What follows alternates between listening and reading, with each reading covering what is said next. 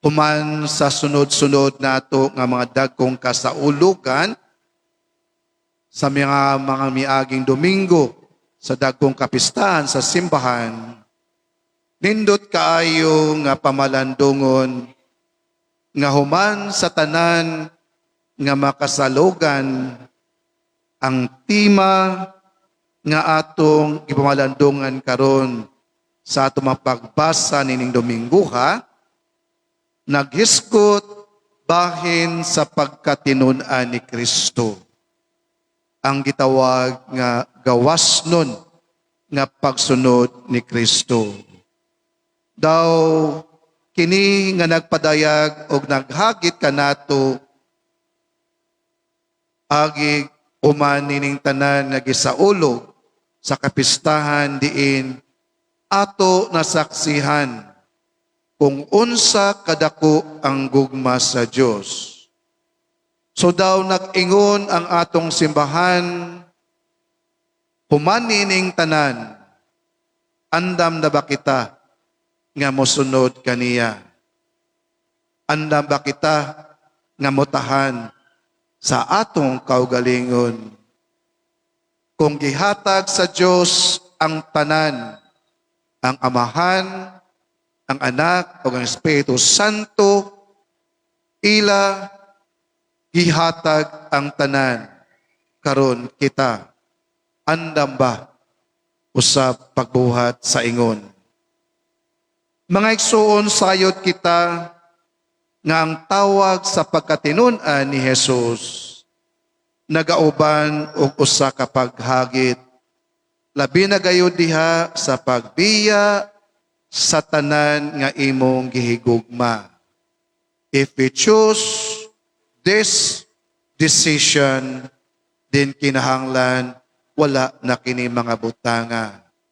Sama sa gingon ni Jesus, ang atong pamilya, ginikanan, mga pangabuhian, mga bahandi ug bisan mismo ang atong kaugalingon. This is the real challenge uban diha sa pagsanong sa tawag sa Dios. O siguro nakabantay kamo nga sa makadaghan diha sa laing-laing bahin sa Ebanghelyo. Atong madungog si Jesus nga mangagda og mga tinun-an uban ang usa ka kondisyon. Sama sa iyang pananglitan nga giingon, kung gusto kamo mosunod kanako, pasana ninyo ang inyong krus. Kalimti ang inyong kaugalingon. Usahay ato mabatian si Jesus nga makingon nga kinsa katong nahigugma sa iyang amahan, inahan, asawa, anak, o bisan sa iyang kaugalingon, dili angay kanako. O mingon usab siya, kung buot kamo mosunod kanako, andam kamo nga magpaulipon ug mag-alagad sa tanan. Andam kamo nga magpaubos ug bisan sa punto nga yatak-yatakan sa mga tao. Mga igsoon, mao kini siya makaingon kita ang tinuray nga hagit diha sa pagsunod sa Ginoo, ang pagkatinunan. Gani diha sa unang pagbasa gikan sa unang libro sa mga hari, gitahasan sa Ginoo si Elias sa pagdihog ni Eliseo nga maoy mo puli kaniya sa pagkapropeta. Sa pagkadawat gayud ni Eliseo sa tawag sa Dios, si Eliseo mibalik sa ilang balay ug iya gipang-ihaw ang iyang mga baka ug gihimo niya nga sugnod ang mga yugo nga gamiton para sa pagdaro ug unya gipakaon niya ang tanang katawhan. Kini nangahulugan nga wala na gayud siya'y balikan pa kung siya mutahan na sayang kaugalingon ngadto sa Dios. O kini mausab ang tataw kaayo nga mensahe nga gipadala o gipadayag ni Jesus sa atong ebanghelyo karon. Si Jesus nagpadulong sa Jerusalem. Og sayod kita nga ang Jerusalem mawang syudad sa diin nakabase ang tanan nga mga religious o political parties. Sa iyang pagpadulong sa Jerusalem, nahulugan kini nga iya masugat ang lain-lain nga makasakit, mga pag-antos, hangtod sa kamatayon. Diha sa kamot sa mga pangulo, sa mga Hudiyo o sa mga kaparian. Gani atong nabatian, nga sa nagpadulong pa lamang siya, anaanay o sa kalungsod nga wala mo dawat kaniya. O sa kalagod sa mga igsuon nga si Juan o si Santiago, gusto unta nila nga mag-ulan og kalayo. Apan gibadlong sila ni Jesus. Kay wala sila kasabot nga mauna kini ang iya nga sinugdanan siyang kasakit. Mga igsuon, when he was on the way to Jerusalem, adunay mga pipila ka mga tao miduol kaniya, kay buot sila nga mosunod kaniya. Unya tataw kaayo ang giingon ni Jesus kung unsay buot ipasabot sa pagsunod kaniya. Nga sila makasinati sa kawadon. Sama siyang giingon nga gani ang anak sa tao walay kapahulayan o walay kabutangan. Sila maka-experience, makasinati o daghang lain-laing makasakit o kalisod o pagbiya sa tanan nga maoy mag-distract unya sa ilang pagpangalagad. Mao kini ang gihatag nga kondisyon ni Jesus. Mga igsoon sayod kita na sa atong pagkatawhanon dili gayud malikayan ang kahingawa sa pagbiya sa ato na nga naandan sa atong kinabuhi.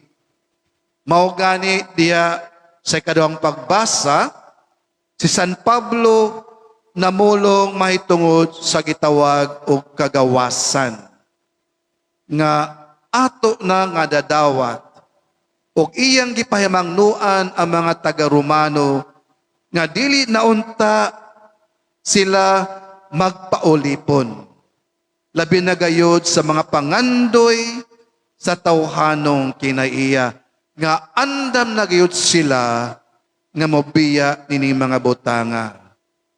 Og timan mga igsuon, every time Jesus invite, he never promised a nice, easy, and comfortable life for those who wish to follow Him and to serve Him. Gani, kasagaran ato madungog kanunay, sama sa kong ingon ganina, nga kinahanglan andam siyang mupasan sa iyang krus o kalimtan niya ang iyang kaugalingon. Mga igsuon atong timan-an, dili igo ang pag-ingon lang, yes Lord, I will follow you and I will serve you. Murag sayon ra kaayo, apan timan-i atong hunahunaon, unsa ang sangputanan ug ang imong madangatan sa imong pagsanong sa pagpangalagad sa Dios o sa simbahan. Daghan ang nakasinati kung imo na gani tinuoron ang imong pag-alagad sa Dios o sa simbahan, daghan gagay ikaw nga masinati nga kasakit. That's why ang dakong pangutana, anda ba kita nga mag-antos o magpaubos kung kita gusto mo sunod sa Ginoo. May usa ka obispo mingon siya, kung ang atong pagka-Kristiyanos, pagka-Katoliko, wala kita makasinati o kalisod o kasakit, nan pamalandungi kung ikaw tinuod ba gayud nga Katoliko o Kristiyano. Kaya to become a Christian is the same as to suffer. Mao kini siya ang usa ka tinuod nga tinun-an ni Jesus. This is the cause of discipleship. Pero the price of a disciple is no other than eternal life, happiness, and peace. Maura kini siya ang nakaanindot diha sa pagsunod sa Ginoo. When Don Bosco invites his young people, he always tell them, if you want to follow me, if you want to enter into this religious life, I will promise you 3 things. There will be a lot of work. Work, work, work. Little food, enough for you to survive. And the last thing is, I promise you heaven. Work, little food, heaven. Mao kini ang usa ka tinun-an sa Ginoo. Iampo nato nga unta sa atong pagsunod sa Ginoo, makasabot kita that to suffer means to become true disciples of Christ. Palihog manindog.